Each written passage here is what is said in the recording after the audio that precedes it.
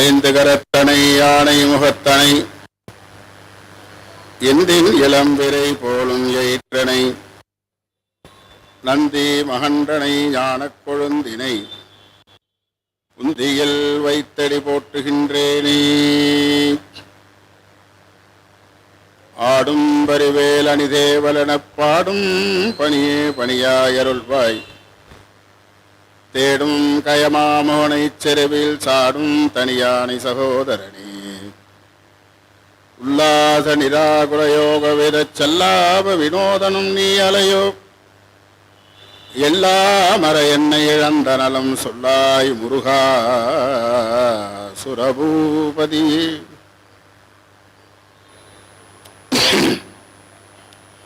என் தாயும் எனக்கருள் தந்தையும் நீ சிந்தா குலமானவை தீர்த்தியனையால் கந்தா கதிர்வேலவனி உமையால் மைந்தா குமரா மறைநாயகனே. மண்ணில் நல்ல வண்ணம் வாழலாம் வைகளும் எண்ணில் நல்ல கதிக்கு யாதும் ஓர் குறை விலை கண்ணில் நல்லகதொரும் கழ்மல வளநகர் பெண்ணில் நல்லாளொடும் பெருந்தகை இருந்ததே. கல்பத்ருமம் பிரணமதாம் கமலாருணாவம் ஸ்கந்தம் புஜத்வயமணாமயமேகவக்திரம் காத்யாயனீ சுதமகம் கடிபத்தவாமம் கௌபீனதண்டதட்சிணஹஸ்தமீடே.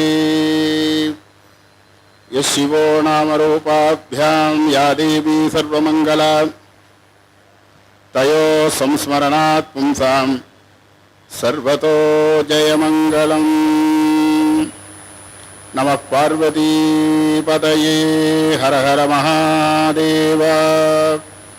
தென்னாடுடைய சிவனே போற்றி எந்நாட்டவர்க்கும் இறைவா போற்றி. வெற்றிவேல் முருகனுக்கு அரோஹரா. எல்லாம் வல்ல உமையொருவாகனுடைய பெருங்கருணை திருவருளும் குருவருளும் துணை நிற்க ஸ்கந்தகிரி ஸ்ரீ முருகப்பெருமானுடைய திருக்கோயிலில் கந்தசஷ்டி மகோற்சவம் 5ஆம் நாள் மாலை நேர வழிபாட்டிலே கந்தபுராண சிந்தனையில் இன்று சூரபன்மன் வதம் என்னும் தலைப்பிலே நாம் சிந்திக்க இருக்கின்றோம். ஆலய நிர்வாக அரங்காவலர்கள், அர்ச்சகர்கள், ஆலய சிப்பந்திகள், இங்கு வருகை தந்திருக்கின்ற பக்த கோடிகள் அனைவருக்கும் எல்லாம் வல்ல முருகப்பெருமானுடைய திருவருளினாலே சகல நலன்களும் உண்டாக வேண்டி வாழ்த்து மகிழ்கின்றோம். சூரபன்மன் என்னும் ஒரு தீய சக்தி இந்த உலகத்திலே தோன்றி தேவர்களையும் மூவர்களையும் மனிதர்களையும் அடக்கி ஆண்டு ஆணவ ஆட்சி செய்து கொண்டிருக்கின்றான். தேவர்கள் எல்லோரும் சிவபெருமானிடத்திலே சென்று முறையிடுகின்றார்கள். நாங்கள் தேவலோகத்திலே சந்தோஷமாக இல்லை, சூரபத்மனுடைய கொடுமைக்கு பயந்து இந்திரன் ஓடி ஒளிந்து விட்டான், அவர்களை ஆளுகின்ற அரசன் ஓடி போயிட்டான். யார் இவங்களெல்லாம் பார்த்துப்ப? நாங்கள் எல்லாம் சூரபத்மனுக்கு பணியாளாக வேலை செய்து கொண்டிருக்கின்றோம். வேலை செய்த நேரம் போக மற்ற நேரத்திலே சங்கிலியாலே கைகால்களை எல்லாம் கட்டி அடைத்து வைத்து துன்பம் செய்கின்றான். பெண்கள் துணிச்சலாக வெளியே செல்ல முடியவில்லை. எல்லா தேவர்களும் அவனிடத்திலே பணிந்து சென்று வேலை செய்கின்றார்கள். அப்படி ஒரு கஷ்டமான சூழலிலே நாங்கள் இருக்கின்றோம். பெருமானே, அந்த சூரபத்மனை அழித்து எங்களை காப்பாற்ற வேண்டும் என்று கேட்கின்றார்கள். அதற்கு முன்பாகவே சூரபத்மன் கடுமையான தவம் செய்து சிவபெருமானை நோக்கி மிகப்பெரிய யாகம் செய்து அதிலே தோன்றிய சிவபெருமானிடம் பெரிய வரங்களை எல்லாம் பெற்றுவிட்டான். ஒரு அண்டம் என்று சொன்னால் ஒரு உலகம். நாம இருக்கிறது இந்த பூமி. இதற்கு ஒரு எல்லை, மேல கனடா போன்ற நாடுகள், கீழே ஆஸ்திரேலியா, நியூசிலாந்து போன்ற நாடுகள், அப்படி இந்த உருண்டையா இருக்கு. இதுபோல 1008 அண்டங்கள், 1008 உலகத்துக்கு நான் அதிபதியாக இருக்கணும்.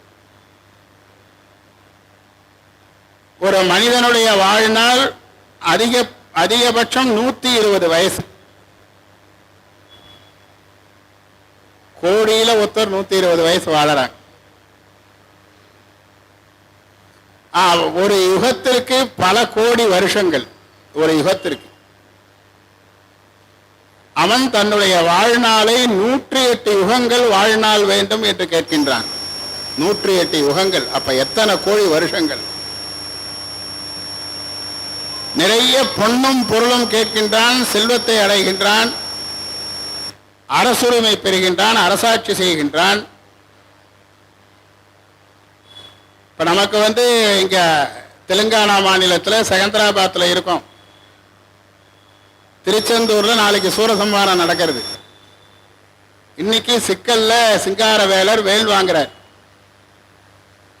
நம்மளால போய் அங்க போயிட்டு வர முடியுமா? இங்கேயே இந்த முருகன் சன்னிதானத்துல எல்லாத்தையும் நாம செய்து பார்த்துக்கிறோம். சூரபத்மன்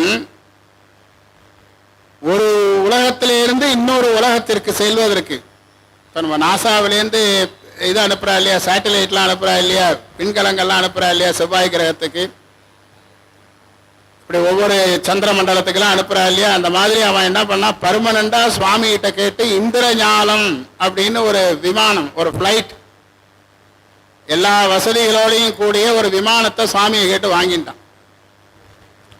அதுல உட்காந்துட்டு அவன் எங்க போகணும்னு நினைக்கிறானோ அங்க அடுத்த செகண்ட் போய் சேர்ந்து. சென்னையிலேருந்து ஹைதராபாத்துக்கு விமானத்துல வரத்துக்கு 1 மணி நேரம் 5 நிமிஷம் ஆறுது. அவன் பூமியிலேருந்து சந்திரமண்டலம் போறதுக்கு 1 நொடியில போயிடும் அந்த இந்திரஞாலம்ங்கிற விமானம்.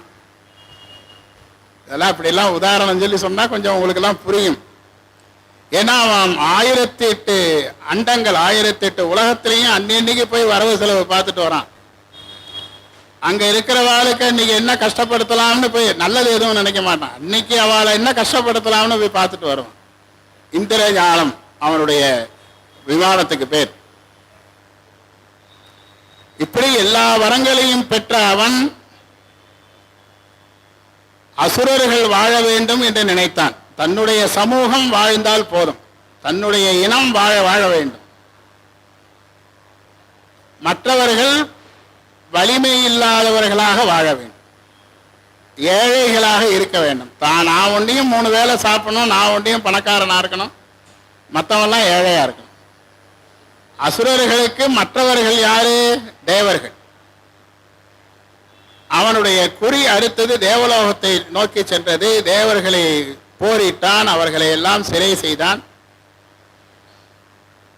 இப்படி கஷ்டப்படுத்துகின்றான். தேவர்கள் இப்ப சிவபெருமான்கிட்ட போய் சொல்றாங்க, சுவாமி அவனை அழிக்கணுமேனா நான் எப்படி அழிக்கிறது, நான் தானே வரம்லாம் கொடுத்துருக்கேன் அவனுக்கு, யாராலையும் கொல்ல முடியாத வரத்தை அவன் எங்கிட்ட தான் கேட்டு வாங்கியிருக்கான், நானே போய் அவனை கொண்டா எப்படி இருக்கும்? நாம விதை போட்டு வளர்க்கிற மரம் விஷச்செடியாக இருந்தாலும் நம்ம வெட்டக்கூடாதுங்கிறது சாஸ்திரம். நம்ம வளர்க்கிற குழந்தை தீயவன் ஆகிட்டானா நம்ம கொல்லக்கூடாது, நம்ம அவனை கண்டிக்க முடியாது, பிரத்தியார விட்டுத்தான் அதை செய்யணும். அப்படி சுவாமி வருத்தம் பட்டு எங்கிட்டேந்து தோன்ற ஒரு ரேட்டஸ், ஒரு ஜோதி அவனை அழிக்கும், நீங்கெல்லாம் கவலைப்படாதீங்கிறார். சுவாமியினுடைய 5 முகங்கள், ஈசானம், தத்புருஷம், அகோரம், வாமதேவம், சத்யோஜாதம், 5 முகங்கள் சிவபெருமானுக்கு. 6வது முகம் உள்நோக்கிய முகம், அதோமுகம் என்று பெயர். அந்த அதோமுகத்தையும் வெளியில கொண்டு வந்து 6 முகத்தினுடைய நெற்றிக் கண்ணுகளிலே இருந்தும் 6 தீப்பொறிகளை வெளியிடுகின்றார். 6 தீப்பொறிகளும் முருகப்பெருமானாக கங்கையிலே அவதாரம் செய்து கையிலேயிலே இருந்து சூரபத்மனை அழிப்பதற்கான காலத்தை பார்த்து வருகின்றார். ஒரு திரு முருகன் வந்து ஆங்கு உதித்தனன் உலகம் பொய்ய என்று இப்படியே செல்லுகின்ற பொழுது போர் வருகின்றது. நடுவுல நிறைய கதைகள் எல்லாம் சொல்லியாச்சு. அப்படி அவனுடைய தொந்தரவு தாங்காம மறுபடியும் தேவர்கள் எல்லாம் வந்து சிவபெருமானத்திலே சொல்லுகின்ற பொழுது, சுவாமி முருகப்பெருமானை கந்தா இனி நீ போய் அவனை போரிட்டு அழித்து வா அப்படின்னு கட்டளை இட்டுட்டார். முருகன் அங்கேருந்து புறப்படுறார். அவருக்கு சக்தி வேலை ஆயுதமாக தருகின்றார். அந்த சக்தி வேலாயுதத்தினுடைய தத்துவத்தை நேற்றைய தினம் சிந்தித்தோம். கையிலே இருந்து புறப்படுகின்றார். முதலிலே இமயமலையிலே முருகப்பெருமானை திருமணம் செய்து கொள்ள வேண்டும் என்று மகாவிஷ்ணுவுக்கு பிறந்த சுந்தரி அமுதவல்லி என்ற 2 பெண்களுக்கு வரமளிக்கின்றார். சூரபத்மனை அழித்த பிறகு நான் உங்களை திருமணம் செய்து கொள்கின்றேன். அதுவரை சுந்தரி என்ற பெண்ணானவள் இந்திரனிடத்திலும், அமுதவல்லி என்ற பெண்ணானவள் திருத்தணியிலே வள்ளிமலையிலே வேடர் குலத்திலே பிறந்து வளர வேண்டும். நீங்கள் தவம் செய்து கொண்டிருங்கள், நான் வந்து திருமணம் செய்து கொள்கிறேன் என்று அவர்களுக்கு வரம் கொடுத்து விட்டு முதலிலே தாரகாசுரன் வந்து எதிர்க்கின்றான். அந்த தாரகாசுரனை கிரௌஞ்ச மலையை அழித்து, இப்படி இந்த ஹைதராபாத், ஆந்திரா, தெலுங்கானா இது உள்ளெல்லாம் முருகப்பெருமான் அவருடைய படையை செலுத்திட்டு போயிருக்கார். அவருடைய தேர் இப்படியே தான் போயிருக்கு. வடக்க காசியிலேருந்து ஒரு க்ஷேத்திரமா இங்க வந்து ஸ்ரீசைலம், திருக்காலத்தி, திராட்சாராமம் 3 லிங்கம். அந்த திரிலிங்கம்ங்கிறது தான் தெலுங்குன்னு ஆயிருக்கு, தெலுங்கானான்னு ஆயிருக்கு இந்த மாநிலம். பெரிய க்ஷேத்திரம். இந்த காஞ்சிபுரம், திருவண்ணாமலை எல்லா திருத்தலங்களையும் தரிசித்து திருச்செந்தூரிலே போய் பாடி வீடு, படை வீடு, பாசறை அமைத்து அங்கு தங்குகின்றார் முருகப்பெருமான். அப்போது அவருக்கு ஒரு கருணை பிறக்கின்றது. சூரபன்மன் 1000 கொடியவனாக இருந்தாலும் தவம் செய்திருக்கின்றான், நம் தந்தையிடத்திலே வரம் பெற்றிருக்கின்றான். எனவே அவனுக்கு ஒரு திருந்துவதற்கு ஒரு வாய்ப்பு தருவோம் என்று தன்னுடைய படை தளபதியாகிய வீரபாகுத்தேவரை தூது அனுப்புகின்றார். வீரபாகுத்தேவர் தூது செல்லுகின்றார். சூரபத்மன் வீரபாகுத்தேவரை மதிக்கவில்லை. அவர் நான் கந்த கடவுளோடு வந்து உன்னை கொல்லுவேன் என்று சூளுரைத்துவிட்டு மீண்டும் திருச்செந்தூர் வந்து அடைந்தார். இதுவரையிலே நேற்றைய தினம் சிந்தித்தோம். திருச்செந்தூர் வந்து முருகப்பெருமானிடத்திலே வீரபாகுத்தேவர் அந்த வீர மகேந்திரபுரி சூரபத்மனுடைய நகரத்திலே நிகழ்ந்த அந்த வரலாறுகளை எல்லாம் சொல்லுகின்றார். முருகா, அவன் நன்றி கொன்றவன், எங்கள் பெருங்கருணை தடங்கடலாகிய சிவபெருமான் அளித்த வரங்களை மறந்தான். தாங்கள் சிவகுமாரர் என்பதையும் மறந்தான். தங்களை எள்ளி நகையாடுகின்றான். கலகலவென்று கொலுசு அழிந்து விளையாடும் அந்த குழந்தை, அந்த சிறுவனா எங்களை கொல்ல போறான். அவனை நம்பியா நீங்க எல்லாம் வந்திருக்கீங்கன்னு என்னை பார்த்து கேட்டான் முருகப்பெருமானேன்னு அவர் கலங்குறார். அவரால் அதை பொறுத்துக்க முடியல. முருகனை சிறுவன் என்று சொன்னதை வீரபாகுத்தேவரால் பொறுத்துக்க முடியல. முருகப்பெருமான் சிரிச்சுக்கிறார். பெரிய இடத்துல இருக்கிறவங்க, தலைமை பதவியில் இருக்கிறவங்க கோபப்படக்கூடாது. எந்த சூழ்நிலையிலையும் யார் வந்து என்ன செய்தி சொன்னாலும் மனக்கலக்கம் அடையக்கூடாது. இது எதிரிகள் வெற்றி பெறுவதற்கு இது ஒரு வழி. எதிராளியை மனக்குழப்பம் செய்து விட்டாலோ, எதிரியை டென்ஷன் பண்ணி விட்டுட்டாலோ அவனால ஜெயிக்க முடியாது. அவன் அந்த படபடப்பிலேயே இருப்பான். என்ன பேசணும்னு தெரியாம பேசுவான். எல்லார் வீட்லயும் நடக்கிறது,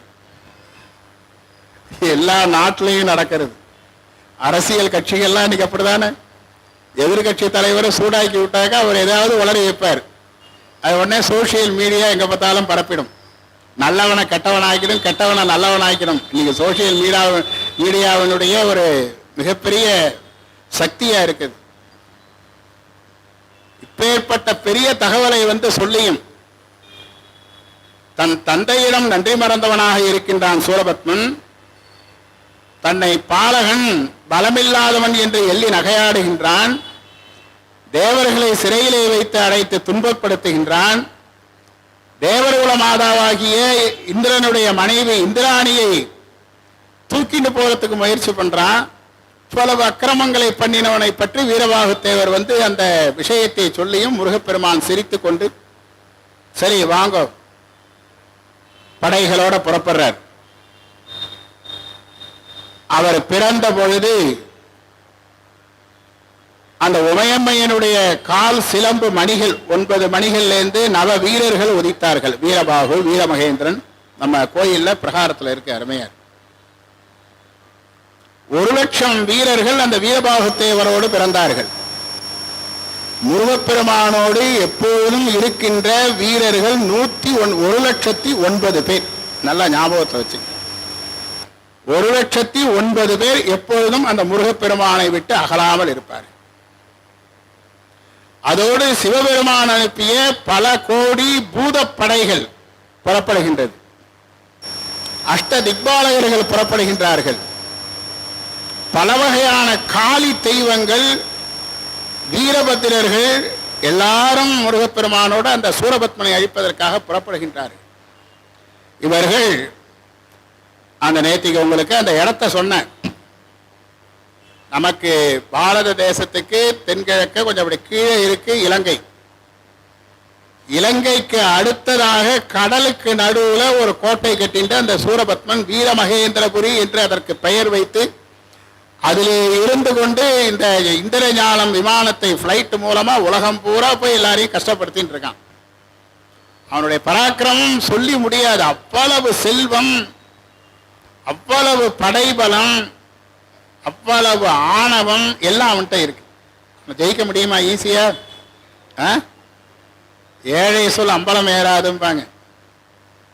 ஒரு பணக்காரன், ஒரு பெரிய மனுஷன், ஒரு ஒண்ணுமே புரியாத ஒரு முட்டாள்தனமான ஒரு செய்தி சொன்னா கூட அவன் சொல்லிட்டான்னு எல்லாரும் அதை பத்தி பேசுவார். அதுல ஒரு தம்படி கேஸுக்கு ஒரு விஷயம் ஒன்றும் இருக்காது. இருந்தாலும் அவன் பணக்காரன், இருந்தாலும் அவன் ஒரு பெரிய பதவியில இருக்கான். அவன் சொன்னா சரிதான் அப்படின்றவா, எல்லாரும் ஆமா அப்படின்ட்டு. ஒரு ஏழை, ஒரு பெரிய பதவியில இல்லாதவன், ஒரு பெரிய பிலாசபியே, ஒரு பெரிய தத்துவத்தை சொன்னா கூட அது அம்பலத்துக்கு வராது. அவன் சொல்லி அவன் கேட்டு அவனை, அதனால நமக்கு என்ன பலன் அப்படிப்பா, இதை நீ சொல்றதுனால நமக்கு என்ன கிடைக்க போறது அப்படிப்பா. அது போல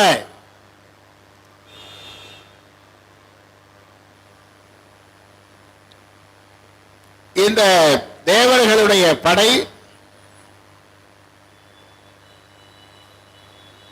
இலங்கையை கடந்து கடலுக்கு நடுவில் வீரமகேந்திரபுரி என்ற பெயரோடு மிக பிரம்மாண்டமான ஆட்சி செய்து வருகின்றான்.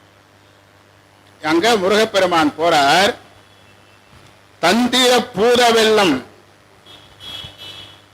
தடங்கடல் ஆற்றி சார வெண்திரள் துணைவர் யாரும் விரிஞ்சனும் மாலும் மற்றை இந்திர தலைவந்தானும் இமயவன் பலரும் சூழ அந்தரத்து ஆற்றிற் சென்றான் அருமுகன் அணித்தின் தேர்மேல். அவருக்கு ஒரு அற்புதமான தேர், பொன்மயமான தேர் சிவபெருமான் அளித்திருக்கின்றார் முருகப்பெருமானை. அணி தின் தேர், தங்கத்தாலான திண்மை வாய்ந்த அந்த தேர். அது தரையிலையும் போகும், வானத்திலையும் போகும். முருகப்பெருமான் நினைச்சா தரையில் அந்த சக்கரங்கள் சுத்தம். முருகப்பெருமான் நினைத்தார்னா க்ஷண மாத்திரத்தில் அந்த தங்க ரதம். நம்ம ஆலய மேனேஜிங் ட்ரஸ்டி சீமான் கிருஷ்ணன் அவர்கள் பெரும் முயற்சி எடுத்து நம்ம கோயிலுக்கு தங்க ரதம் பண்ணியிருக்கார். தங்க ரதம் நேற்றுக்கு பிரதிஷ்டை பண்ணினோம். ரொம்ப அற்புதமா இருக்கு பார்க்கறதுக்கு, அவ்வளவு வேலைப்பாடுகள். அதுல வேற 31ஆம் தேதி முருகப்பெருமான் அதில் அமர்ந்து காஞ்சி மகா சுவாமிகள் அதை துவைக்க வைக்கிறார். பெரியவா துவைக்க வைக்கிறார். அதை நம்ம கோயிலில் அற்புத காட்சியாக தங்க ரதத்தில் இன்னைக்கு முருகப்பெருமான் திருச்செந்தூர்லேருந்து புறப்பட்ட மாதிரி நம்ம கோயில்ல இனிமேலுக்கு அடிக்கடி அந்த ரதத்துல முருகனை நம்ம பார்க்கலாம். கந்தபுராணத்துல நாம சொல்ற அந்த கதை இங்க நடக்கணுமான்னா இது எப்படி இருக்குன்னு நாம எல்லாம் வர்ணிச்சிட்டோம். காதால கேட்டுட்டீங்க, கண்ணால பார்க்கறதுக்கு நமக்கு ஒரு வாய்ப்பு வேணுமான்னா ஆமா செஞ்சுட்டார். அதனால அந்த ஒரு அற்புத காட்சி இங்க இனிமேலுக்கு நடக்க போகுது. தந்திர பூத வெள்ளம், பூத படைகள். வெள்ளம்னா 1,12,00,000 வீரர்கள் கொண்டது ஒரு வெள்ளம், பழங்காலத்து கணக்கு. அதுபோல பல வெள்ளம் பூதப்படைகள் அவரோட போறது. தடங்கடல் ஆற்றில் சார வெண்திரல் துணைவர் யாரும் அந்த 1,09,000 வீரபாகு தேவர்கள் முதலானவர்கள். விரிஞ்சன், விரிஞ்சன்னா பிரம்மாவுக்கு பேர். விரிஞ்சனும் மாலும், மால்ல மகாவிஷ்ணு. மற்ற இந்திர தலைவன் தானும், தேவலோகத்து தலைவனாகிய இந்திரன். ஒரு ஆட்சி மாறிடுத்துனாக்க எல்லாரையும் வசப்படுத்தி தங்கிட்ட கொண்டு போயிடுவான். யாராவது ஒருத்தன் அவளை எதிர்த்து நிற்பான் எதிர்கட்சியில. அவனுக்கு துணையா யாராவது ஒருத்தர் நிற்கணுமோன கடைசி வரைக்கும். தேவலோகத்து அரசன் இந்திரன். இந்திரனை தவிர மற்ற தேவர்களை எல்லாம் சிறைப்பிடித்துட்டான். இந்திரனை கடைசி வரைக்கும் அவனால அரெஸ்ட் பண்ண முடியல. தான் ஒருவனாவது முருகனோட இருந்து கடைசி வரை அசுரர்களை எதிர்க்க வேண்டும் என்று மனோதிடத்தோடு வாழ்ந்த தேவர்ல அவன் ஒருவன் தான் கடைசி வரை. மற்றவங்க எல்லாம் ஒண்ணு பயந்துட்டு அசுரனோட போய் சேர்ந்துட்டாங்க. சில பேர் அவன் கொடுக்கிற பணம் பொன் பொருள் இதற்காக ஆசைப்பட்டு அங்க போயிட்டாங்க. சில பேர் அவன் காட்டுகின்ற சுகபோகங்களுக்கு ஆசைப்பட்டு பல பேர் அங்க போயிட்டார். பல ஆட்சிகள், பாரதத்து மேல ஆட்சிகள் வந்த பொழுது அப்படித்தானமா, பொண்ணை தான் வீட்டு பெண்களையே கொடுத்துல இவெல்லாம் பதவிகளை வாங்கிட்டு இருக்கா நம்ம நாட்டில். இதையெல்லாம் கடந்து தேவேந்திரன் ஒருவன் தான் கடைசி வரை முருகன் பக்கம் நின்றிருந்தான். இந்திர தலைவன். இவையவர் பலரும் சூழ அந்த ஆற்றில் சென்றான். கடல் மேல போல, கடல்ல போட்ல போல. ராமபிரான் பாலம் கட்டி இலங்கைக்கு போனார். அதுக்கு முன்னாலே இலங்கையை முருகப்பெருமான் வீரபாகு தேவரை விட்டு அழிச்சுட்டார். மறுபடியும் உண்டான இலங்கையில தான் ராவணன் ஆட்சி பண்ணா. சீதையை போய் தூக்கிட்டு போனா. ராமபிரான் போய் ராவணனை சம்ஹாரம் பண்ணி சீதையை அழிச்சுன்னு வந்தார். அது ஆதி காலத்திலேருந்தே அது ஒரு பிரச்சனைக்குரிய மாநகரமா ஒரு தனி சின்ன நாடா இருந்துருக்கு. எப்ப பார்த்தாலும் அங்க வேற்றுமை, எப்ப பார்த்தாலும் சண்டை. அப்படியாக மகேந்திர மலையை அடைகின்றார்கள். இப்போதே போய் சூரபத்மனை அழிச்சுள்ளாமான்ட்டு தேவர்கள்லாம் எல்லாம் அவ்வளவு வேகம். அவன் அவ்வளவு அக்கறம் பண்ணியிருக்கான். போய் ராத்திரியோட ராத்திரியே சண்டை போட்டுருவோமே. அப்ப முருகன் சொல்லுவார், கொஞ்சம் வெளியில தங்குவோம், உள்ள நடப்பெல்லாம் எப்படி இருக்குன்னு பார்ப்போம், பார்த்துட்டு அதுக்கப்புறம் சண்டையை ஆரம்பிப்போம் அப்படின்ட்டு அந்த கடல்ல தேவதச்சனை கூப்பிட்டு அந்த சூரபத்மனுடைய நகரம் எப்படி இருக்கோ அது போல ஒரு மாளிகையும் ஒரு நகரம் இங்க ஒரு நொடிப்பொழுதுல உண்டாகணுங்கிறார். விடிஞ்சா கல்யாணம், புடுறா தாலிய. இதுதான் புராணங்கள்ல வர செய்திகள். முருகன் உத்தரவு போட்டார். தேவதச்சன் விஸ்வகர்மா ஒரு நாழிகையில ஒரு பிரம்மாண்டமான நகரத்தை அந்த சமுத்திரத்துல உண்டு பண்ணி முருகப்பெருமான் தங்குவதற்கு ஏற்ற ஒரு மாளிகையை அங்கு நிறுவி அத்தனை கோடி வீரர்களும் தங்குவதற்கும் சாப்பிடுவதற்கும் எல்லாத்தையும் அந்த விஸ்வகர்மா ஏற்பாடு பண்ணிட்டார். ஹேமகூடம் என்று அந்த நகருக்கு பெயர் வைத்தார்கள். சூரபத்மன் இருக்கின்ற இடத்திற்கு வீரமகேந்திரபுரி என்று பெயர். அங்கு பாடி வீடு அமைத்து முருகப்பெருமான் தங்கின்ற இடம் ஹேமகூடம். அதுதான் இன்றைய கதிர்காமம். முருகப்பெருமான் தங்கி இருந்து சூரபத்மனோட போருக்கு புறப்பட்ட இடம் அந்த கதிர்காமம் தான்.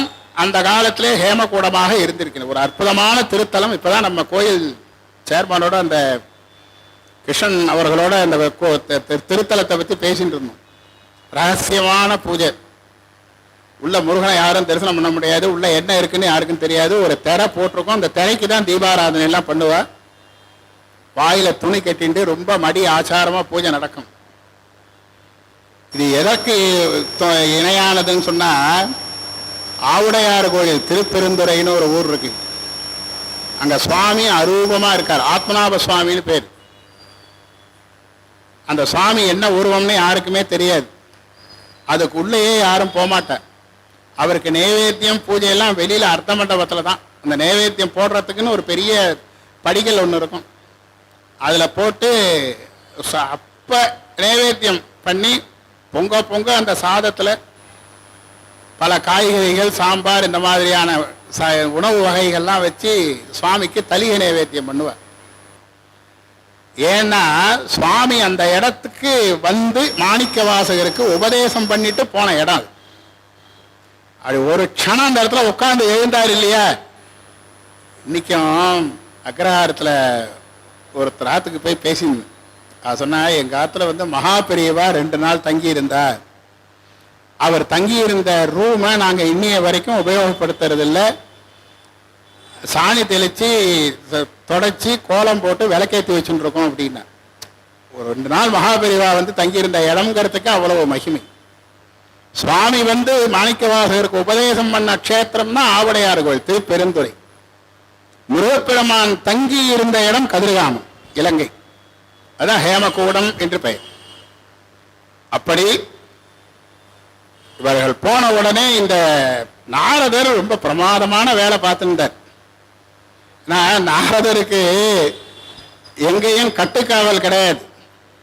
யாரும் அவரை வந்து அசுரர்களும் அவரை ஒன்றும் சொல்ல மாட்டான், அவர்கிட்ட யாரும் சண்டை போட மாட்டான். சமயத்துக்கு தகுந்தாப்புல பேசுவார், பேசுறதுக்கு யோஜனையே பண்ண மாட்டார். சில விஷயங்களை முடிக்கிறதுக்கு பொய் வேணாலும் சொல்லலாங்கிறார் வள்ளுவர். பொய்மையும் வாய்மை இழத்தங்கிறார்.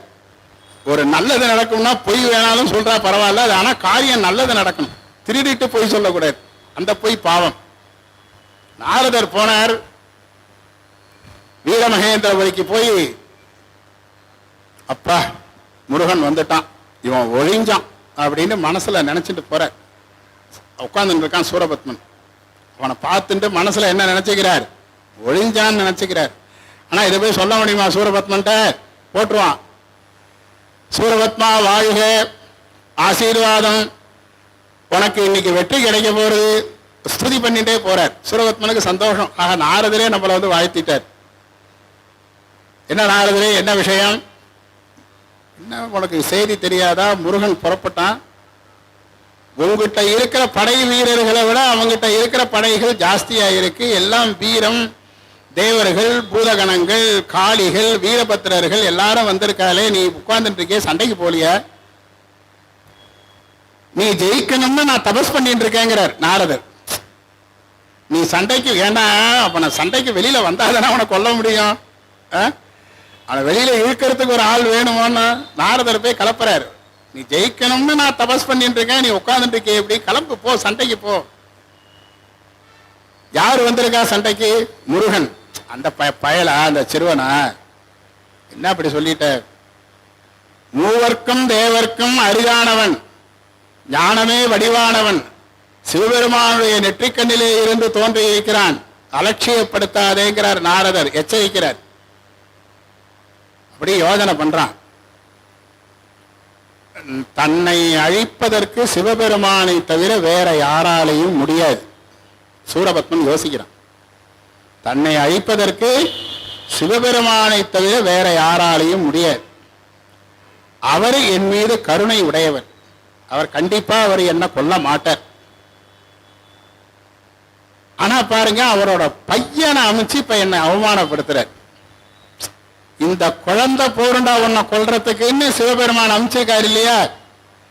நான் போய் அவனோட சரிசமமா சண்டை போட்டா என்னுடைய பெருமைக்கு இழுக்கு. இந்த மாதிரி எண்ணங்கள்லாம் வரணும். கெட்டவனுங்களுக்கு அழிவு எங்க வருதுன்னாக்கா அவனுங்களுடைய எண்ணங்கள் தான், அவனுடைய ஆணவம் தான் அவனை அழிக்கும். அவர் பையன் அமைச்சு என்ன அழிக்கிறார்னா நானும் என் பையனை அனுப்புறேன். அவனும் குழந்தை, இவனும் குழந்தை. பானுகோபா அவருடைய பையனை கூப்பிடுறார், போ முருகனோட போய் சண்டை போட்டு அவனை கொண்டுட்டு வா. யாரோ சின்ன பையன் சண்டைக்கு வந்திருக்கானா, என்னுடைய சிற்றப்பனை அழித்தவனா, பானுகோபனுடைய சிற்றப்பன் யாரு, கதை கேட்டு இருக்கீங்க, சொல்லணும். தாரகன், தாரகாசுரனை சம்ஹாரம் பண்ணிட்டு வந்திருக்காரு இல்லையா முருகன். என் சிற்றப்பனை அழித்தவனா, ஆமா போ. பெரிய பூத வெள்ளங்கள் படைகளோட போறான் பானுகோபன். கடுமையான சண்டை நடக்கிறது. வீரபாகுத்தேவருக்கும் பானுகோபனுக்கும் சண்டை நடக்கின்றது. அவன் வீசிய கணைகளை எல்லாம் வீரபாகுத்தேவர் பொடி பொடியாக்கி தூக்கி எறிகின்றார். அவன் தன்னுடைய பாட்டியை நினைக்கின்றான். அவனுடைய பாட்டி மாயை. அதனால அவன் என்ன பண்றான், சண்டை போடுற போது அவனுக்கு மறைந்து ஒளிந்து சண்டை போடுகின்ற ஆற்றலை தருகின்றான். ஒரு மேக கூட்டம் போல அவ பாட்டி மாயை மறைச்சிக்கிறான் அந்த இடத்த. இவன் அங்க நிக்கிறது தெரியாது யாருக்கும், ஆனா அவனுக்கு தெரியும் எல்லாரும் நிக்கிறது. அவன் அங்கேருந்து அம்பு விட்டு இருக்கான், மறைந்து ஒளிந்து சண்டை போடுறான். வீரபாகுத்தேவர் பயந்து போறார். முருகா அப்படின்னு கூப்பிடுறார். முருகர் இருந்த இடத்திலேருந்து ஒரு அஸ்திரத்தை விட்டார். அந்த மேகங்கள்லாம் அழிஞ்சு போச்சு. பானுகோபன் உடம்பு பூரா காயப்பட்டு ஓடி போயிடுறான். தன்னுடைய தந்தையார்கிட்ட போய், அந்த வீரபாகுத்தேவரை எதிர்த்து நிற்க என்னால முடியல அப்பா, அவ்வளவு பராக்கிரமம், அவ்வளவு வீரமா சண்டை போடுறாரு. பேடித்தனமா பேசுற, ஒரு சிறுவன் அழிச்சுட்டு வந்திருக்கான் படைகளே, ஒரு பாலகன். அதை போய் நாளைக்கு நான் போறேன் சண்டைக்கு. அப்புறம் அவருடைய தம்பி இன்னொரு உயிரோட இருக்கான் இல்லையா, யாரு, சூரபத்மன். அவனுக்கு அடுத்தவன் சிங்கமுகாசுரன், அவனுக்கு அடுத்தவன் தாரகாசுரன். தாரகாசுரனை கொண்டுட்டார் ஏற்கனவே முருகன். சிங்கமுகாசுரன் தலைமையில படைகள் புறப்படுறது. ஆத்திரத்தோடும் கோபத்தோடும் சண்டை போடுறான். அவன் என்ன பண்றான், தன்னுடைய உருவத்தை 1000 முகங்களாகவும் பிரம்மாண்டமான வயிறாகவும் ஆக்கிண்டு அந்த முருகனோட வந்திருக்கின்ற அந்த பூதப்படைகளை எல்லாம் விழுங்குறான். உதைச்சு உதைச்சு அடிச்சு திங்குறான், அதாகதம் பண்றான். அவனோட சண்டை போடுறதுக்கு யாராலையும் முடியல. வீரபாகுத்தேவரும் கடுமையாக சண்டை போடுறார். முருகப்பெருமான் இன்னும் போர்க்களத்துக்கு வரல, பார்த்துட்டு இருக்கார். லைவ் ப்ரோக்ராமா பார்த்துட்டு இருக்கார்.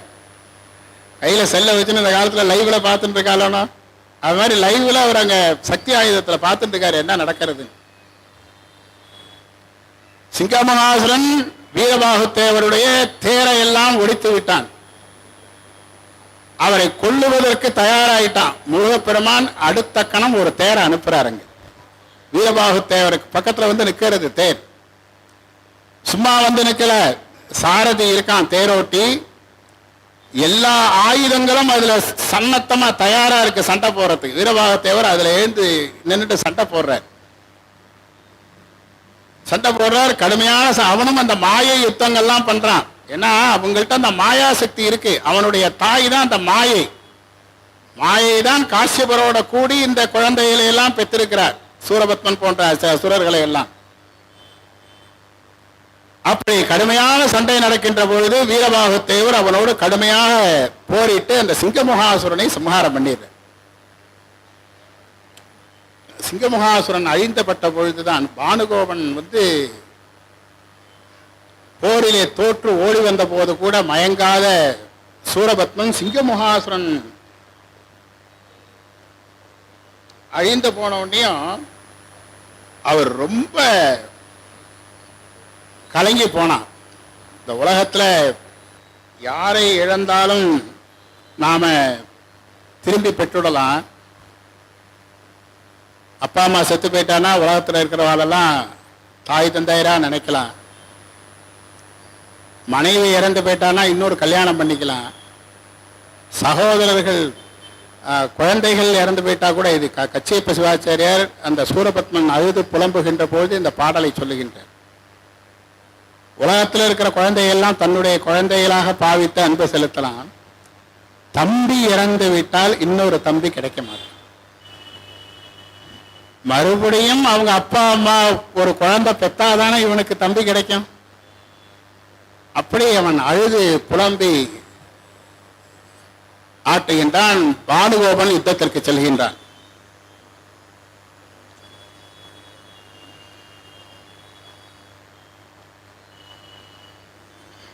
அப்படி பானுகோபன் யுத்தத்துக்கு வருகின்ற பொழுது கடுமையான சண்டை நடக்கின்றது. இறுதியாக பானுகோபனையும் வீரபாகுத்தேவர் கொன்று விடுகின்றார். இப்ப இருக்கிறவன் சூரபத்மன் ஒத்தந்தான்.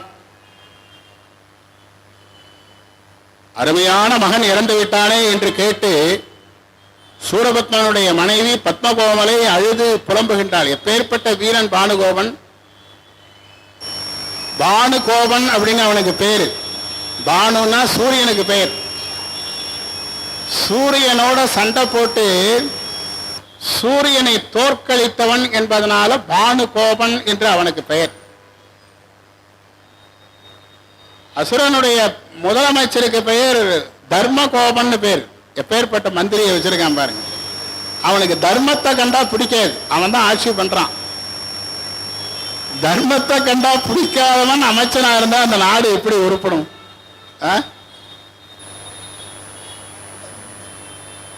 சனாதன தர்மமே வேண்டாங்கிறாங்க. அவன் யார்கிட்ட அமைச்சரா இருக்கலாம்? சூரபத்மன்ட்ட அமைச்சரா இருக்கலாம். ஏன்னா அவனுக்கு தான் தர்மகோபன் பேர். எல்லாரும் முருகனோட சண்டை போட்டு அவனையும் கொன்னுறார். அதான் பொன்னை, நிலம் தன்னை, புதல்வர்களை, மங்கையரை, பின்னை உல பொருளை எல்லாம் பெறலாகும். சூரபத்மன் அழுகின்ற அந்த ஒரு காட்சியை கச்சியப்ப சிவாச்சாரியா பொன்னை, செல்வத்தை இழந்தால் மறுபடியும் சம்பாரிச்சுக்கலாம். நிலம் தன்னை, வீடு வாசல்லாம் இழந்துட்டோம்னா மறுபடியும் கட்டிடலாம். புதல்வர்களை, பிள்ளைகளை, மங்கையரை, மனைவிகளை. என்ன ராட்சசர்களுக்கு பல மனைவிகள், அதனால மனைவியரை, மங்கையரை அப்படிங்கிற மங்கையர்ல சொல்லணும். ஒரு மனைவினா மங்கையரை பன்மையில சொல்றான். ராட்சசர்கள்லாம் நிறைய கல்யாணம் பண்ணி நிறைய பொண்டாட்டிகள் இருப்பா, அவளுக்கெல்லாம் மங்கையரை. பின்னை உள்ள பொருளை எல்லாம் இழந்தால் பெற்றுவிடலாம். என்னையுடைய இளையோனே, சூரபத்மனை பார்த்து அழறான். இளையோனே, தம்பியே, இப்பிறப்பில் உன்னை இனி பெறுதல் உண்டோ? உன்னை நான் மறுபடியும் பெற முடியுமாப்பா? உன்னை இழந்துட்டனே அப்படின்ட்டு அழுது புலம்புறான். இவனுடைய அழற சத்தம் கேட்டு அகில அண்டங்களிலும் உள்ள அசுரர்கள் எல்லாம் அந்த காலத்துல சேர்றாங்க. நம்மெல்லாம் யோசிக்கணும். இவ்வளவு இன்டர்நெட் வசதி, இவ்வளவு இமெயில், வாட்ஸ்அப் இதெல்லாம் இருக்கிற பொழுது, ஃப்ளைட்டு இதெல்லாம் இருக்கிற பொழுதே நம்மளால டயத்தை மேனேஜ் பண்ண முடியல. நேரத்துக்கு ஒன்று செய்ய முடியாது. அந்த காலத்தில் அவர்கள் நினைத்ததை நினைத்த பொழுது செய்திருக்கின்றார்கள். அதற்கு காரணம் ஒன்றே ஒன்றுதான், தவம் அவர்களிடத்தில் இருந்தது. எந்த காரியத்தையும் சாதித்துக் கொள்ளும் ஆற்றல் தவத்தினாலே அவர்களிடத்திலே, மந்திரத்தினாலே அவர்களிடத்திலே இருந்தது. தேவர்களிடத்திலும் மந்திர சக்தி இருந்தது, ராட்சசர்களிடத்திலும் அந்த மந்திர சக்தி இருந்தது. வலிமை பொருந்திய அஸ்திரம்னா கணைன்னு அர்த்தம். இப்ப ஒரு ஏவுகணைக்கு பேர் வச்சிருக்காங்க இல்லையா, பிரம்மோஸ். பிரம்மோஸ்னு ஒரு ஏவுகணைக்கு பேர் வச்சிருக்காங்க இல்லையா. பிரம்மோஸ்னா என்ன? பிரம்மாஸ்திரம். பிரம்மாஸ்திரத்தினுடைய ஷார்ட் ஃபார்ம் பிரம்மோஸ் அப்படிங்க. அதுபோல சிவாஸ்திரம், பிரம்மாஸ்திரம், சிவாஸ்திரம் இதெல்லாம் அந்த காலத்துல வாழ்க்கை ஏவுகணையா இருந்தது.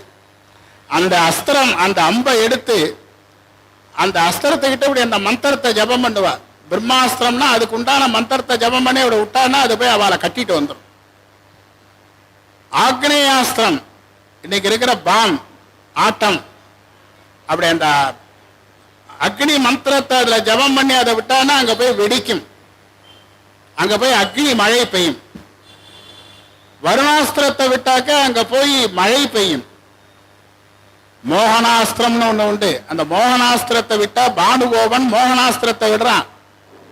தேவர்கள்லாம் மயக்கம் போட்டு கீழே விழுந்துடுறாங்க. மோகனக்கணை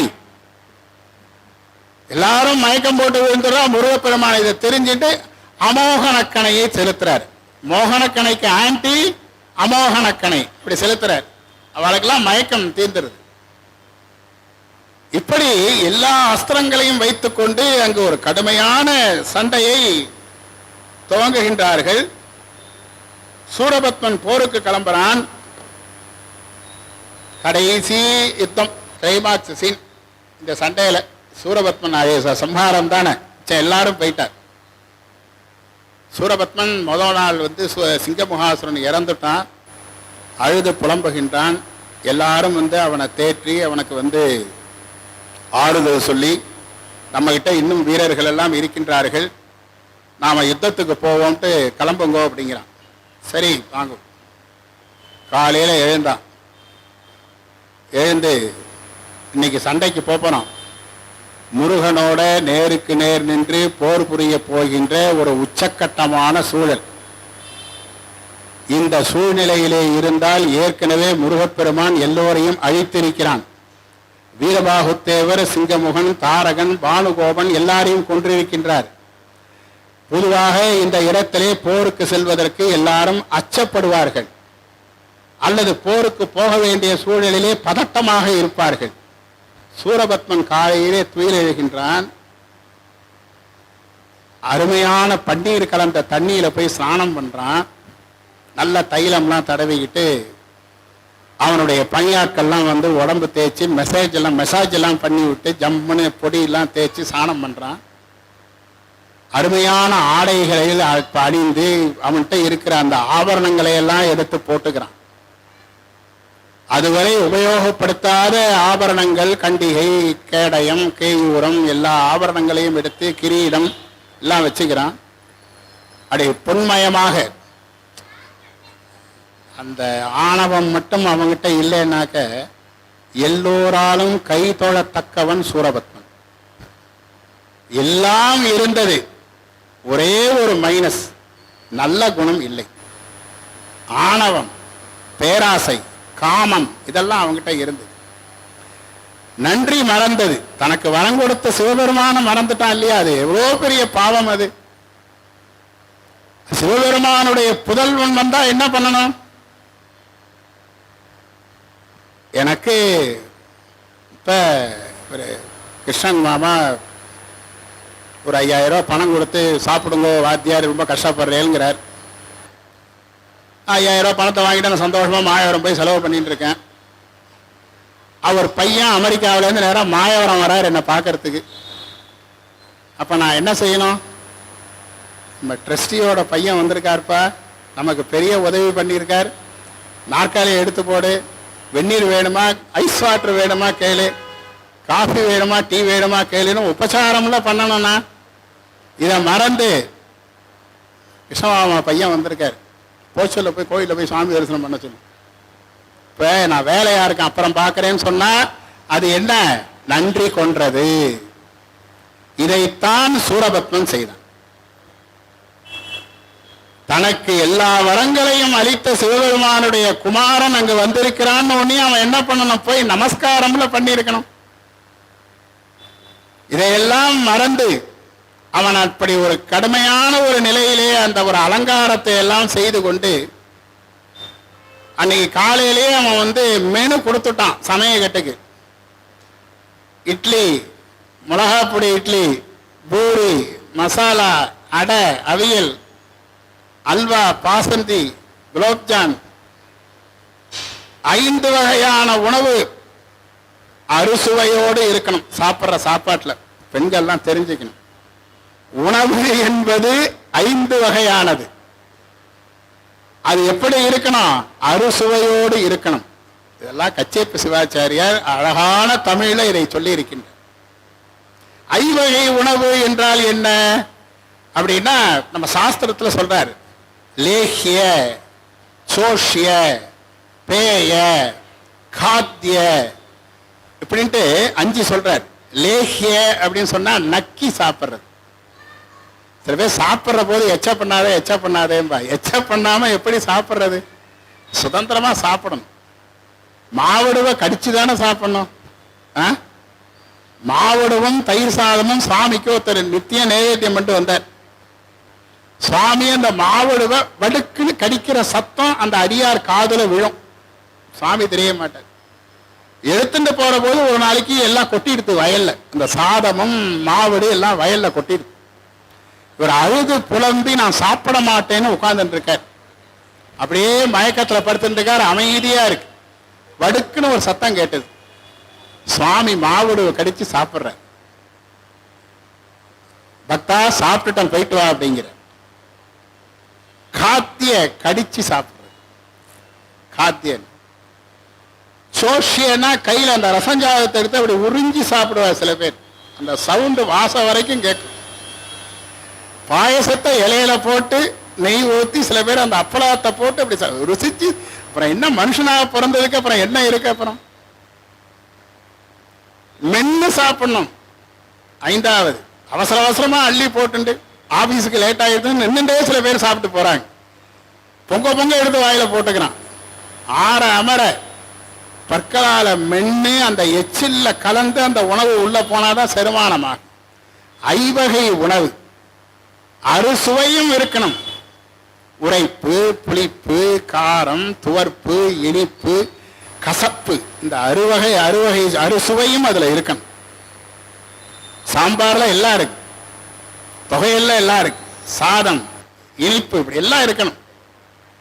இதையெல்லாம் செய்ய சொல்லி ஒரு பெரிய பிளேட் நிறைய சாப்பாடு வந்திருக்கு. அன்னைக்கு அவன் முருகனோட சண்டை போட போறான். இந்த பதட்டம் சிறிதும் இல்லாமல் அவன் பன்னீரில் மூழ்கி புத்தாடை அணிந்து அருமையான அறுசுவை உணவை உண்ணி சாப்பிட்டுட்டு போருக்கு கிளம்புறான்.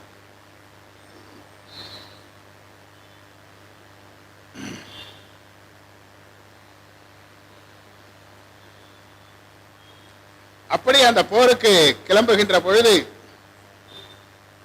அவன் அப்படி அந்த என்னன்னாக்க, என்னும் எல்லையில் நன்றென அவனர்கோன் எழுந்து இதெல்லாம் இது பண்ணி எழுந்து உள்ள போறான்.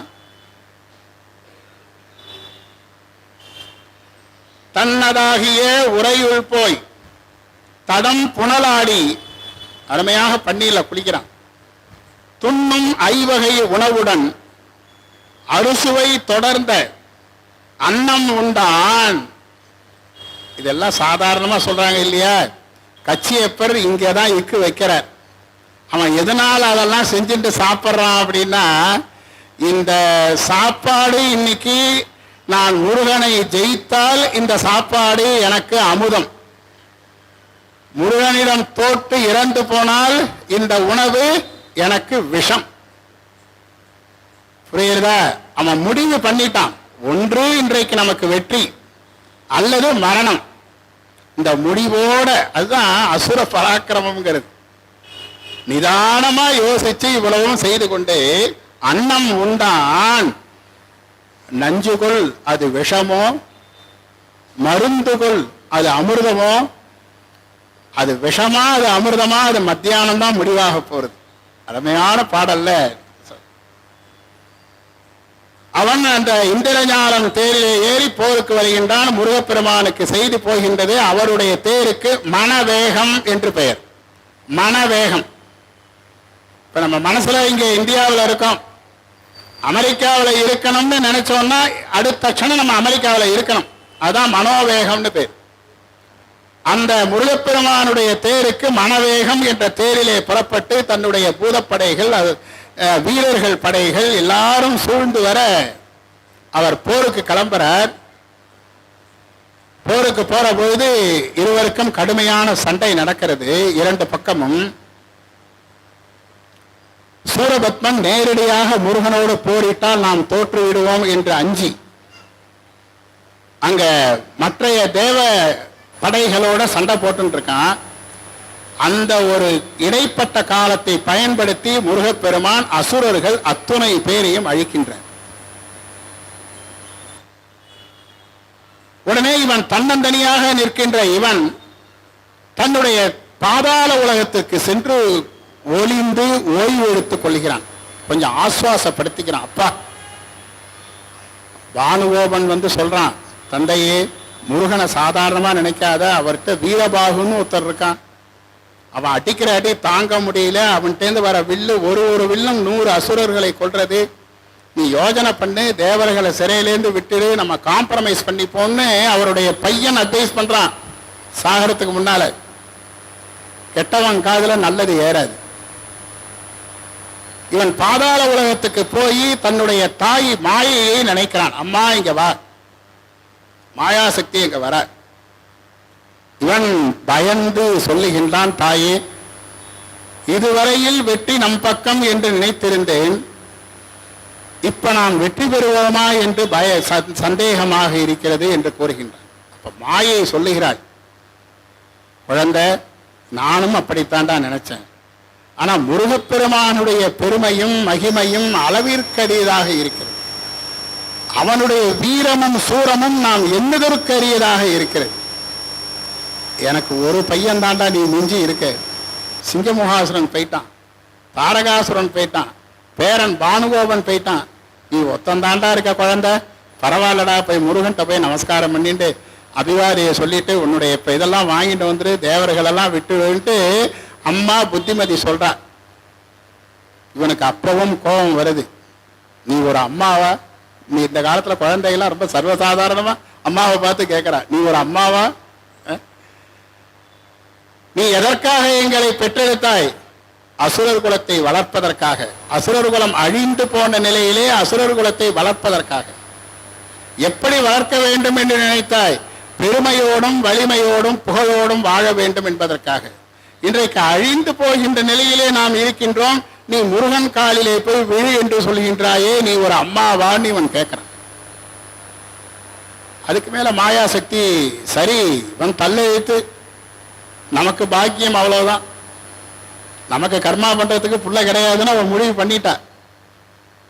அப்போ சொல்ற, அமுத சீத மந்திரகூடம்னு ஒரு மலை இருக்கு, மந்திர பர்வதம்னு பேரு அதுக்கு, மந்திர மலைன்னு சொல்லுவார். அந்த மந்திர மலையில அமிர்த சஞ்சீவினி மூலிகைகள் அதுல நிறைய இருக்கு.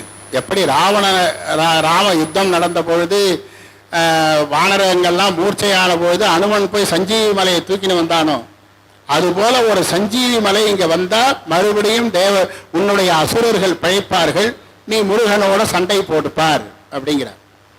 வீரபாகுத்தேவர் சூரபத்மன் யாரையும் அனுப்பல, தானே அந்த இந்திரஞால தேரிலே செல்கின்றான். அந்த மந்திர பர்வதத்தை, அமுத சீத மந்திர கூடத்தை பெயர்த்து வருகின்றான். அந்த காத்து பட்டவுடன் இறந்து போன, முருகனால இறந்து போன அத்தனை ராட்சசர்களும் எழுந்துட்டான். சிங்கமுகாசுரன் மறுபடியும் எழுந்துட்டான். ஒரு பெரிய மிராக்கிள் ஆயிடுத்து சண்டையில. தேவர்கள் பயப்படுகின்றார்கள். உடனே ஒரு கணப்பொழுது முருகப்பெருமான் அத்துணை பேரையும் அழிக்க வல்ல அஸ்திரங்களை வீரபாகு போன்ற தேவர்களுக்கு கொடுத்து, மறுபடியும் வந்தவனெல்லாம் போட்டு சீக்கிரம் எல்லாம் வந்த வேகத்துக்கு போயிட்டான். யுத்தம்னா இப்படியில இருக்கணும். பேர்பட்ட ஒரு கடுமையான கோரமான யுத்தம் நடக்கிறது.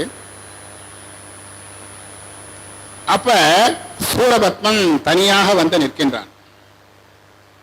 முருகப்பெருமான் அவனை பார்க்கிறார். சூரபத்மனும் முருகப்பெருமானும் நேருக்கு நேராக சந்திக்கின்ற ஒரு அதிசயமான இடம் இது.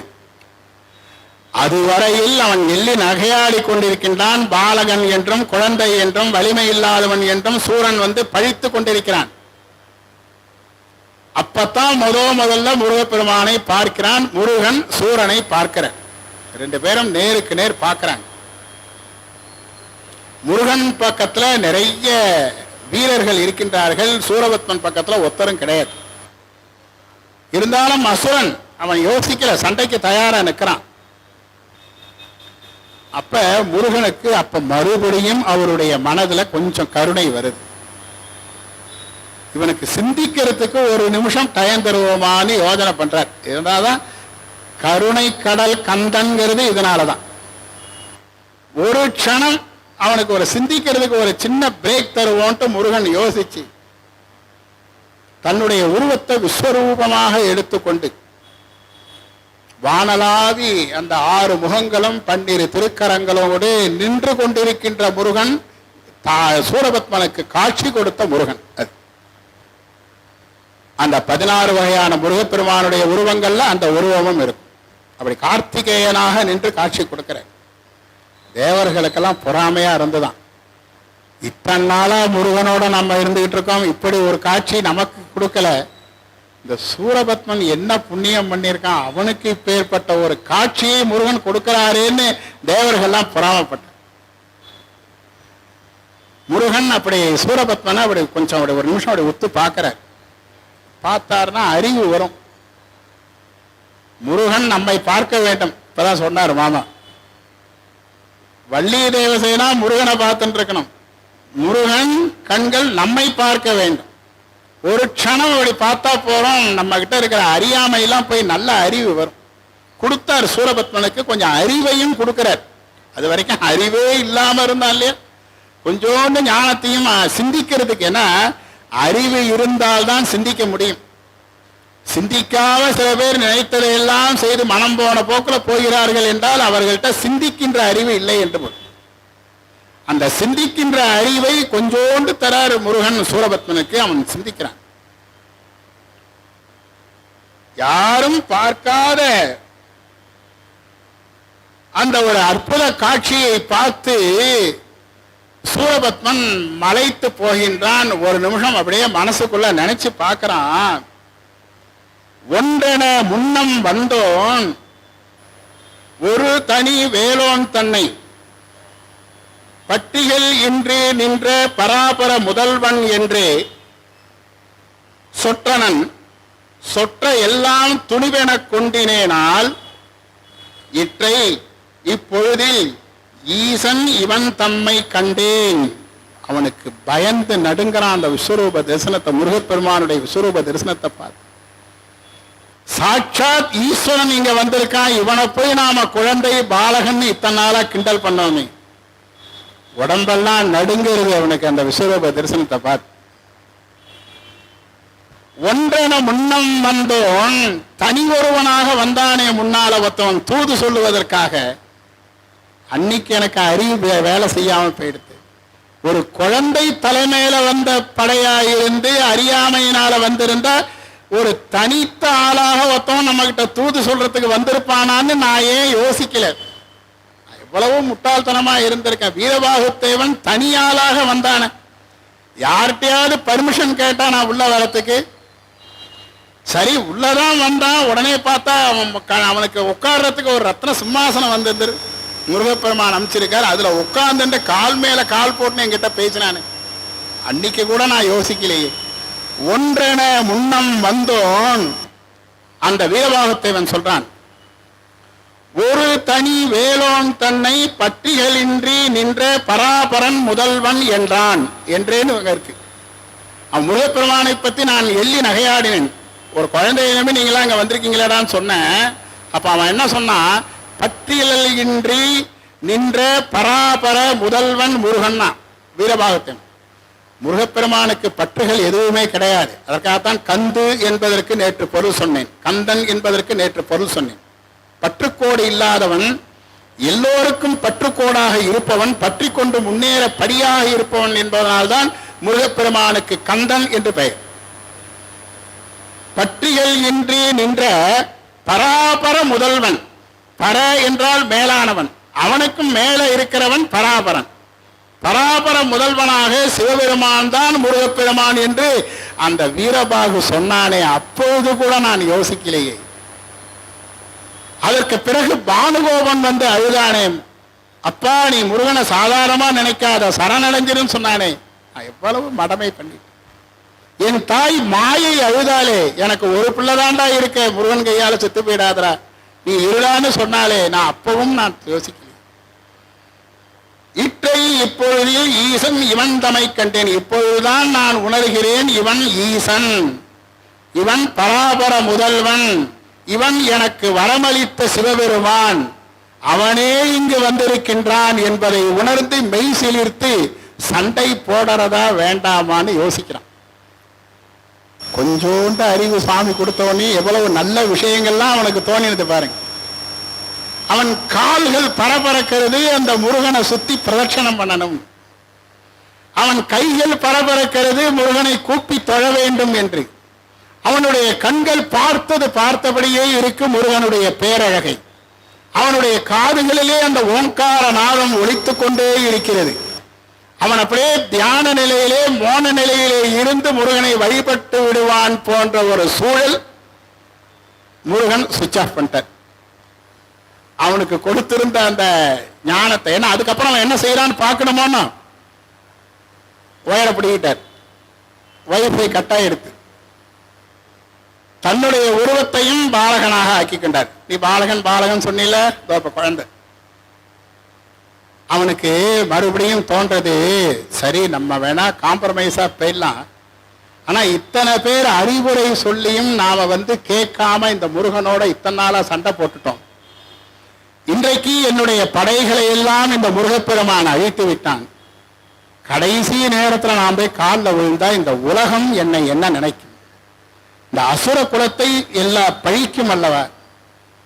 அசுரர்கள் இருந்தார்கள், சூரபத்மன் என்று ஒருவன் இருந்தான், அவன் போரிட முடியாமல் கந்தனிடம் சரணடைந்தான் என்ற ஒரு அவப்பெயர் வருவதை விட இந்த முருகப்பெருமானுடைய கையாலே நாம் வெட்டுப்படுவோம், இவனுடைய கரங்களாலே நாம் மரணத்தை அடைவோம் என்று எண்ணி முடிவெடுத்தவுடன் பழைய ஆணவம் அவனிடத்திலே வருகின்றது.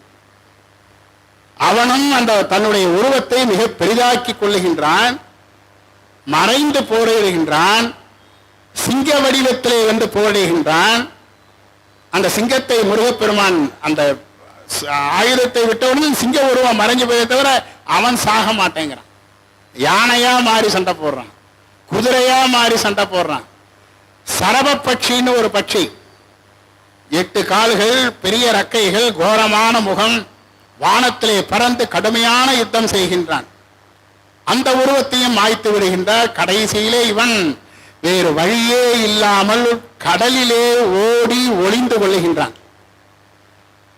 முருகப்பெருமான் ஒரு அஸ்திரத்தை விடுறார், கடல் தண்ணி வத்தி போயிடுறது, இவன் நிற்கிறத காமிக்கிறது. இவன் கடல்ல மூழ்கி ஒளிஞ்சிட்டு இருக்கான்ல, கடலை அப்படி பார்க்கிறார். கடல்ல இருக்கிறவன் வருணன் இல்லையா, வருணன் இவருக்கு கட்டுப்பட்டவன், கடல் தண்ணியை பூரா ஒதுக்கிட்டான், அவன் நிற்கிற இடத்தை காமிக்கிறான். கடைசியா ஒரு மாமரமாக ஆகிட்டான். மாமரம் போன்ற உருவத்துல நிற்கிறான் முருகப்பெருமான். அதற்கு மேல இது பண்ணல, அந்த மாமர கிளைகளாலே அந்த சராசரங்களை அவன் அடித்து நொறுக்க துவங்குகின்றான். தன் தந்தை வரமளித்து சக்தி வேலாயுதம் கொடுத்த அந்த வேலாயுதத்தை கையிலே எடுக்கின்றான். அந்த சத்தம் கேட்டு அசுர படைகள் எல்லாம் நடுங்குகின்றன. 1000 அண்டங்களும் அதிர்கின்றன. அந்த வேலாயுதத்திலே கையிலே எடுத்து ஓம் என்று சொல்லி அந்த வேலாயுதத்தை அந்த மாமரத்தின் மீது செலுத்துகின்றான் முருகப்பெருமான்.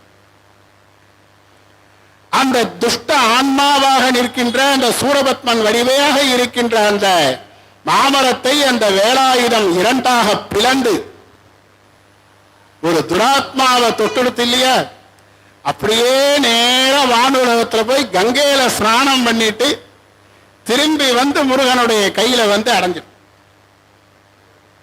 சூரபத்மன் இன்னும் மாளல. நீங்களாம் இப்ப என்ன நினைப்பீங்க, சூரபத்மனை முருகன் கொன்னுட்டார். 2ஆ பிளந்திருக்கார் அந்த மரத்தை. ஒரு பாதி சேவலாக ஒரு பாதி மயிலாக மாறியது. மாறியும் அதற்கு ஆணவம் அடங்கல. அந்த சேவல் உருவத்திலும் மயில் உருவத்திலையும் சண்டை போடுறதுக்கு ஒடியாடுறது.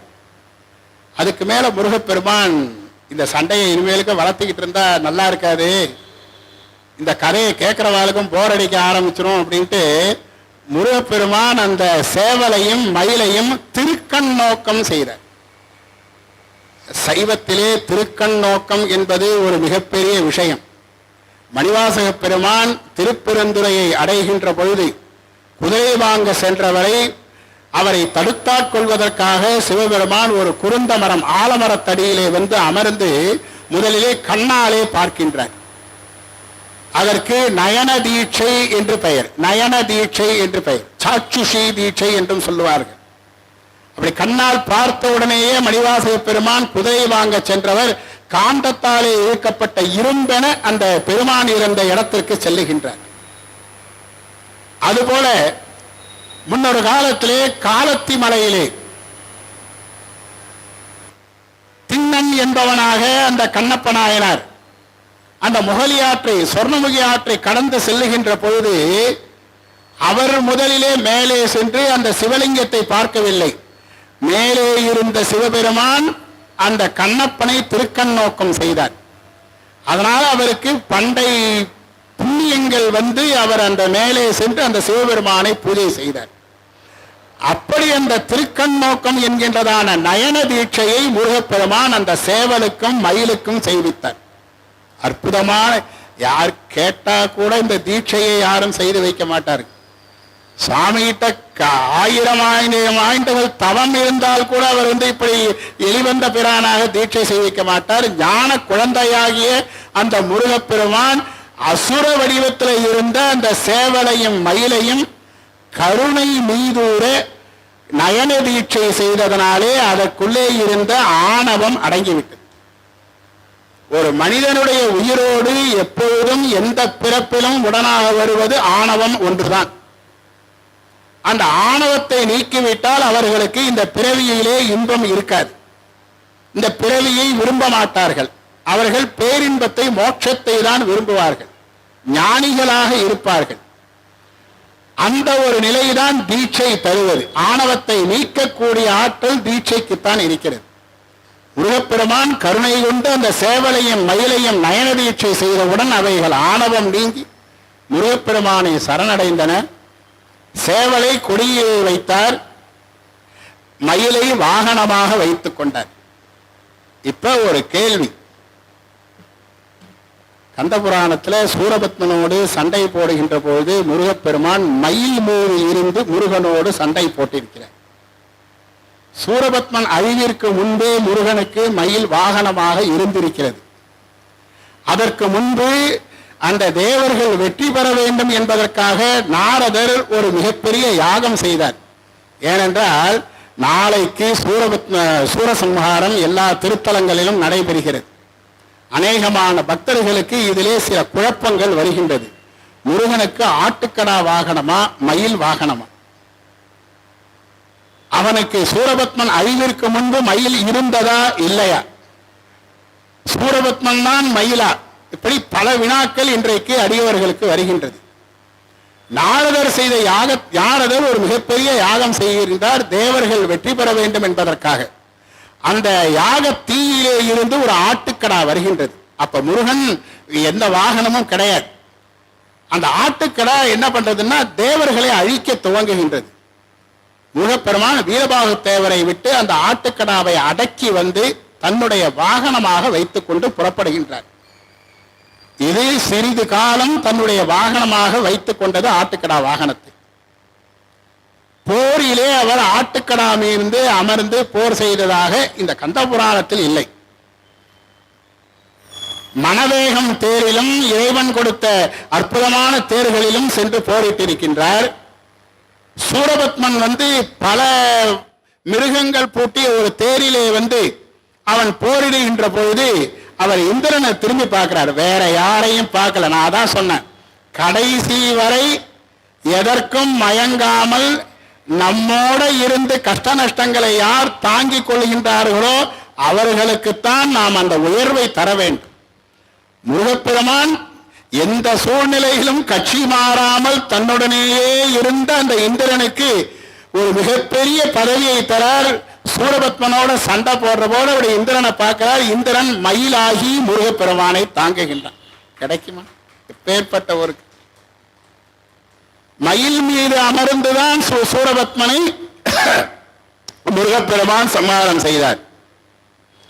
அப்படி இந்த சம்ஹாரம் முடிந்த பிறகு அந்த சூரபத்மன் சேவலும் மயிலுமாக வர சேவலை தன் கொடியிலே வைத்துக் கொண்டார். அந்த சூரபத்ம மயிலை தன்னுடைய வாகனமாக இருத்திக் கொண்டு இந்திரனுக்கு அனுகிரகம் பண்ணி, இனிமேல் நீ கவலைப்படாத, வீரபாகுத்தேவன் நாளை உங்களை சிறை விடுவிப்பான், எல்லோரும் அமரலோகம் செல்லுங்கள், நீ அரசனாக பட்டாபிஷேகம் செய்து கொள் என்று இந்திரனுக்கு மிகப்பெரிய ஐஸ்வர்யத்தையும் வரத்தையும் வழங்கி அந்த மயில் வாகனம் ஏறி கந்தலோகத்திற்கு சென்றார். தொடர்ந்து எல்லோருக்கும் அந்த தேவர்கள் விடுதலையானது. இந்திரனுக்கு பட்டாபிஷேகம் நிகழ்ந்தது. இந்த நிகழ்ச்சியினுடைய முற்றுப்புள்ளியாக தேவசேனையை திருமணம் செய்து கொண்டது, வள்ளியை திருமணம் செய்து கொண்டது ஆகிய நல்ல செய்திகளை, மங்களகரமான செய்திகளை நாளைய தினம் மாலை என்னன்னா இங்கே கோயிலில் சூரசம்ஹாரம் இருக்கு. அதற்கு முன்னாலேயே நம்முடைய இதை முடிச்சிடணும். அதனால அவர் ஒரு டைம் சொல்லுவார்.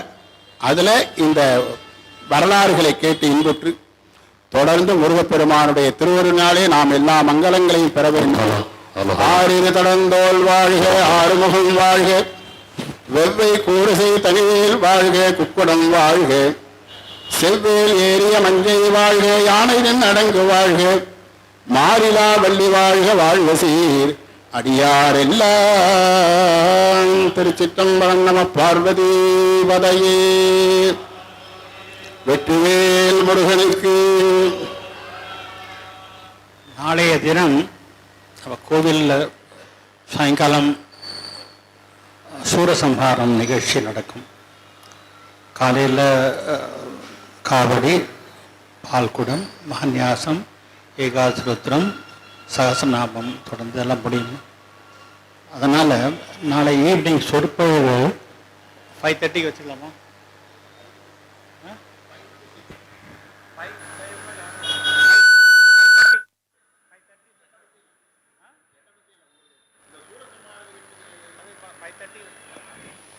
அதனால் சாயங்காலம் நாளைக்கு இப்போ concluding portion of the speech will be at 5:30. சாயங்காலம் 5:30க்கு இந்த சொற்பொழிவு ஆரம்பமாகும். எல்லோரும் வந்து கேட்டுக்கொள்ளுமாறு கேட்கிறோம். தேங்க்யூ.